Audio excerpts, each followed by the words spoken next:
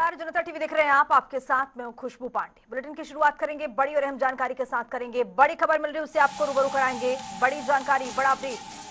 दिल्ली दौरे पर हैं मुख्यमंत्री पुष्कर सिंह धामी। आपको बताते चले कि विधानसभा चुनाव को लेकर आज चुनाव प्रचार प्रसार करेंगे। मोती नगर, शालीमार बाग में जनसभा करेंगे। सादिक नगर में भी चुनावी प्रचार प्रसार करेंगे। बड़ी जानकारी, बड़ा अपडेट। उत्तराखंड के मुखिया पुष्कर सिंह धामी आज राजधानी दिल्ली के दौरे पर हैं। विधानसभा चुनाव में प्रचार प्रसार करते हुए नजर आएंगे। प्रत्याशियों के पक्ष में जनता से वोट की अपील करेंगे। मोतीनगर, शालीमार बाग में जनसभा को संबोधित करेंगे। मुख्यमंत्री के साथ कई बड़े दिग्गज नेता भी इस जनसभा में शामिल होंगे।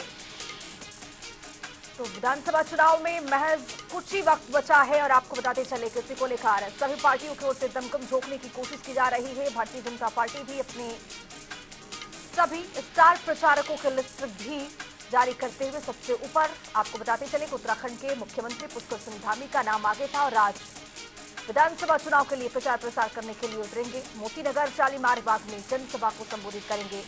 बड़ी खबर, बड़ा अपडेट आपके सामने। सादिक नगर में भी चुनाव प्रचार प्रसार करेंगे। राजधानी दिल्ली के दौरे पर मुख्यमंत्री पुष्कर सिंह धामी रहने वाले हैं।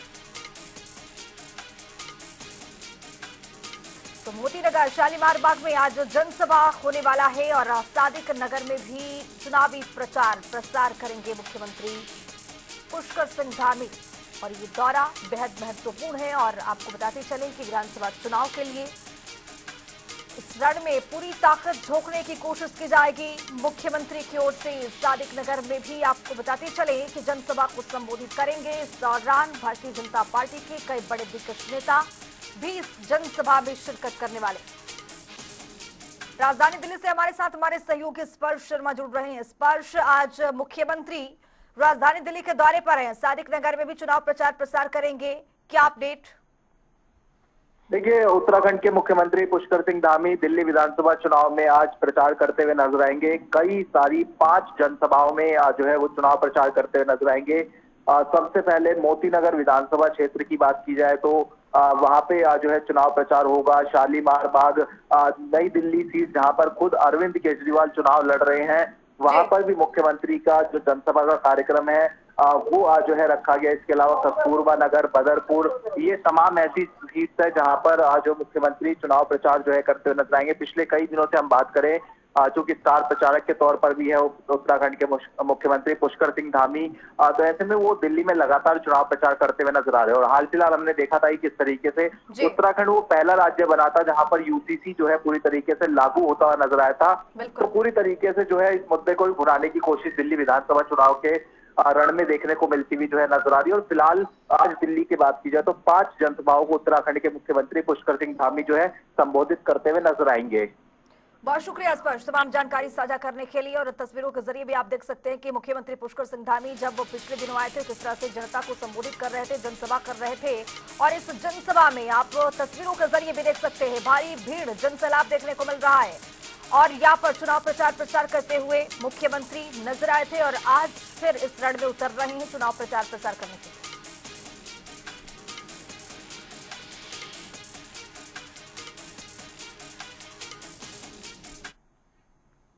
बुलेटिन में आगे बढ़ेंगे। उत्तरकाशी से बड़ी खबर मिल रही है उससे आपको रूबरू कराएंगे। बड़ी जानकारी, उत्तरकाशी में महसूस हुए हैं भूकंप के झटके। सुबह 9:30 बजे के करीब ये भूकंप के झटके महसूस किए गए हैं। उत्तरकाशी में 8 दिनों में 9 बार ये भूकंप के झटके महसूस किए गए हैं। बड़ी खबर, बड़ा अपडेट। उत्तरकाशी में भूकंप के झटके महसूस किए गए हैं।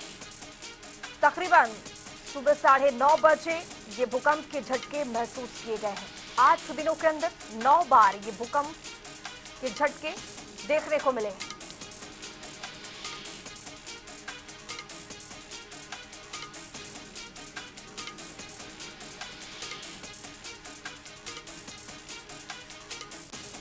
तो उत्तरकाशी में महसूस किए गए भूकंप के झटके सुबह 9:30 बजे के करीब ये भूकंप का झटका देखा गया है। और तकरीबन आपको बता दें कि एक सप्ताह के अंदर 9 बार ये भूकंप के झटके महसूस किए गए हैं।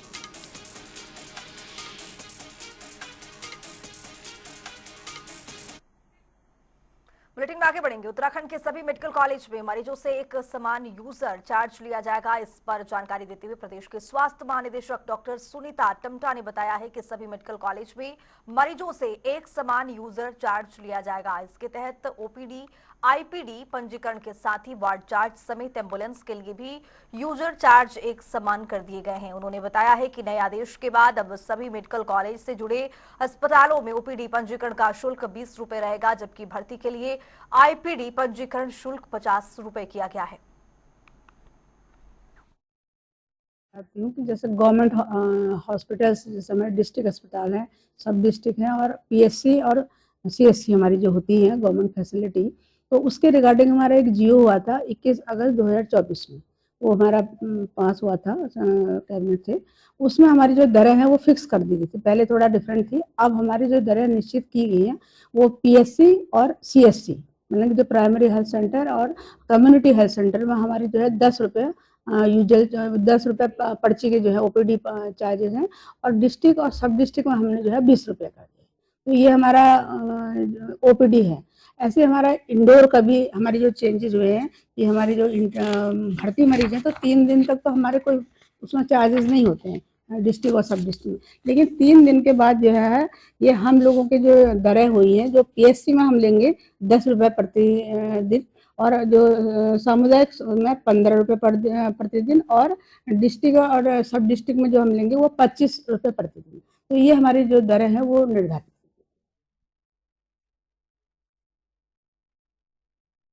उत्तराखंड में इन दिनों अगले बजट की तैयारी हो रही है, लेकिन उससे पहले इस वित्तीय वर्ष के बजट को खर्च को लेकर वित्त विभाग अपनी तैयारी कर रहा है। इतना ही नहीं, वित्त विभाग सभी विभागों के बजट खर्च परफॉर्मेंस की जांच भी कर रहा है। इस पूरे रिपोर्ट के जरिए देखिए।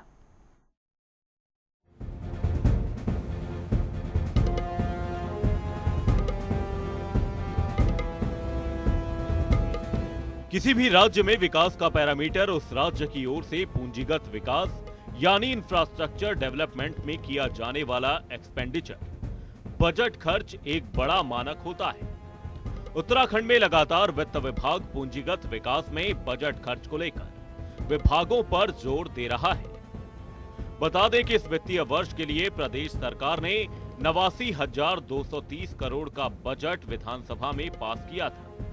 अब तक के सरकार के खर्च पर बात की जाए तो अब तक कैपिटल एक्सपेंडिचर में सरकार के 52 डिपार्टमेंट ने प्रस्तावित 15,854 करोड़ में से 6,217 करोड़ रुपए खर्च कर दिए हैं, जो कि प्रस्तावित बजट का लगभग 41.85% है। बता दें ये आंकड़े 1 अप्रैल 2024 से 7 जनवरी 2025 तक के हैं। उत्तराखंड सरकार के बजट पर अगर नजर दौड़ाई जाए तो सरकार के कुछ ऐसे महत्वपूर्ण विभाग हैं जिन पर नवनिर्माण और विकास कार्य की सबसे बड़ी जिम्मेदारी होती है। ऐसे में सरकार के हैवीवेट बजट यानी 500 करोड़ से ज्यादा का प्रस्तावित बजट रखने वाले विभागों की बात की जाए तो वो इस तरह है। ग्रामीण विकास विभाग, प्रस्तावित बजट 1,632 करोड़। लोक निर्माण विभाग, प्रस्तावित बजट 1,440 करोड़। सिंचाई विभाग, प्रस्तावित बजट 1,380 करोड़। ऊर्जा विभाग, प्रस्तावित बजट 1,281 करोड़। शहरी विकास, प्रस्तावित बजट 774 करोड़। खाद्य आपूर्ति विभाग, प्रस्तावित बजट 613 करोड़। आपदा प्रबंधन विभाग, प्रस्तावित बजट 596 करोड़। पेयजल निगम, प्रस्तावित बजट 572 करोड़। अपने प्रस्तावित बजट में से अधिक बजट को रिलीज कराकर और उसे खर्च करना यह माना जाता है कि वह कार्य पूरे हो गए हैं और बजट खर्च हुआ है, यानी विकास कार्य किए गए हैं। ऐसे में अगर सबसे ज्यादा बजट रखने वाले विभागों में बजट खर्च के मामले में सबसे अच्छा काम करने वाले विभागों की बात करें तो वो इस तरह है। बजट खर्च में टॉप 5 परफॉर्मर। लोक निर्माण विभाग पीडब्ल्यूडी ने 62.84% बजट खर्च किया। खाद्य एवं नागरिक आपूर्ति विभाग ने 98.51% बजट खर्च किया। शहरी विकास विभाग ने 64.48% बजट खर्च किया। कृषि विभाग ने 64.12% बजट खर्च किया। खेल विभाग ने 92.40% बजट खर्च किया। बजट खर्च करने के मामले में आपदा प्रबंधन विभाग सबसे ज्यादा फिसड्डी साबित हुआ है। उसके बाद पर्यटन विभाग भी कम बजट खर्च कर सका है। वहीं वन और ऊर्जा निगम ने भी कम बजट खर्च किया है। इसके अलावा समाज कल्याण विभाग भी बजट खर्च करने के मामले में काफी लो परफॉर्मर है। आपदा प्रबंधन विभाग, जिसका प्रस्तावित बजट 596 करोड़ का है, लेकिन केवल 29% खर्च हुआ है। पर्यटन विभाग का प्रस्तावित बजट 259 करोड़ रुपए का है। विभाग ने केवल 30% खर्च किया है। वन विभाग भी बजट खर्च के मामले में पीछे है। 129 करोड़ के बजट में से फॉरेस्ट विभाग ने केवल 30% ही खर्च किया है। राज्य के पावर सेक्टर में भी प्रस्तावित बजट 1281 करोड़ का है, लेकिन अभी तक केवल 40% ही खर्च किया गया है। समाज कल्याण विभाग का भी 158 करोड़ का बजट है, जिसमें से केवल 26% खर्च हुआ है। वहीं इस पर जानकारी देते हुए वित्त सचिव दिलीप रावलकर ने बताया कि इन दिनों आगामी वित्तीय वर्ष के बजट को लेकर तैयारी शुरू कर दी गई है। दिसंबर एंड हमारा हो गया है, मतलब क्वार्टर 3 खत्म हो गया है हमारे फाइनेंशियल ईयर का। और इस दौरान जो हमारी व्यय की जो स्थिति दिख रही है वो पिछले गत वर्ष से काफ़ी अच्छी है।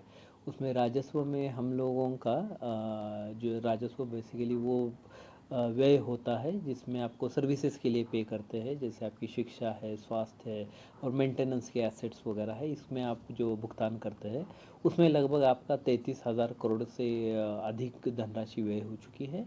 और जो कैपिटल व्यय जिसके चलते हम लोग विविध एसेट्स बनाते हैं, निर्माण करते हैं, वो भी एक महत्वपूर्ण व्यय होता है राज्य सरकार का, क्योंकि उसमें दीर्घकालीन योजनाएं बनती है।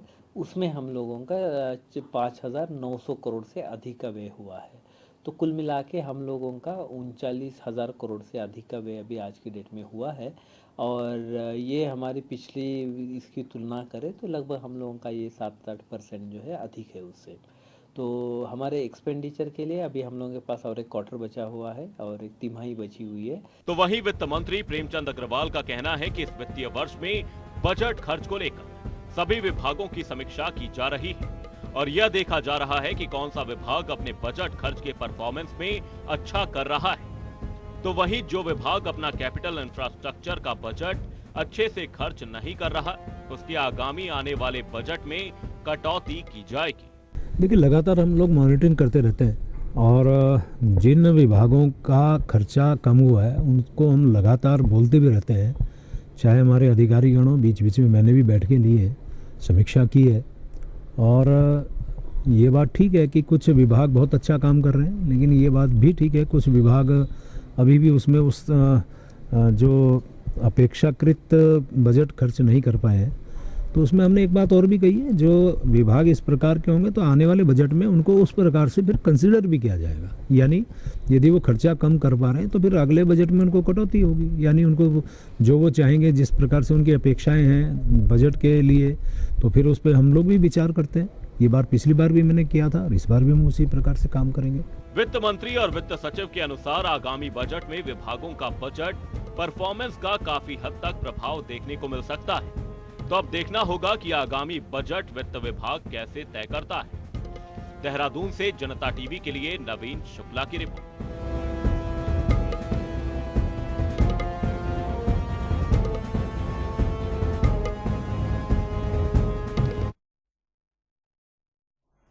बुलेटिन में आगे बढ़ेंगे। बड़ी जानकारी देहरादून से मिल रही, उससे आपको रूबरू कराएंगे। बड़ी खबर, आगामी बजट सत्र को लेकर विधानसभा अध्यक्ष रितु खंडूरी ने प्रेस कॉन्फ्रेंस की है।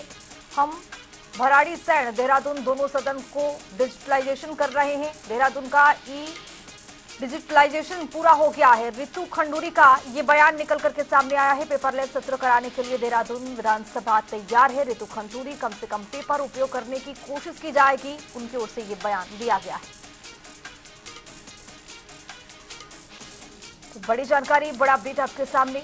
देहरादून को पूरी तरह से पेपरलेस किया गया है। पेपरलेस सत्र कराने के लिए देहरादून विधानसभा तैयार है। रितु खंडूरी की ओर से ये बयान दिया गया है। बजट सत्र को लेकर तैयारियां चल रही है और विधानसभा अध्यक्ष रितु खंडूरी ने प्रेस कॉन्फ्रेंस कर ये जानकारी दी है। उन्होंने कहा है कि पूरी तरह से पेपर लिस्ट किया गया है ताकि देहरादून को तैयार किया गया है।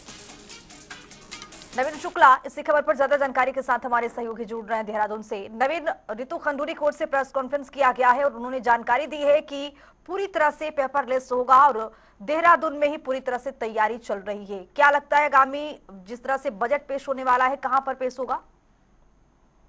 देखिए, खुशबू निष्ठा बजट को लेकर को अंतिम रूप दी है। साथ ही जो सुझाव उसको भी लेना आम जनता से जा रहा है और की जो विधानसभा सत्र होना है चल रही है, जिसको ले हम जो तैयारियां हैं उसे पूरा करने का विधानसभा खंडूरी भूषण ने कहा है कि चाहे तुम की बात की जाए जो भराट जी जगह पर विधानसभा को तैयार है, डिजिटल विधानसभा का सत्र बिल्कुल बिल्कुल जी। अभी है। बहुत शुक्रिया नवीन तमाम जानकारी साझा करने के लिए। तो रितु खंडूरी की ओर से प्रेस कॉन्फ्रेंस किया गया है और जानकारी दी गई है कि पूरी तरह से पेपर लिस्ट होगा, देहरादून में ही तैयारी चल रही है।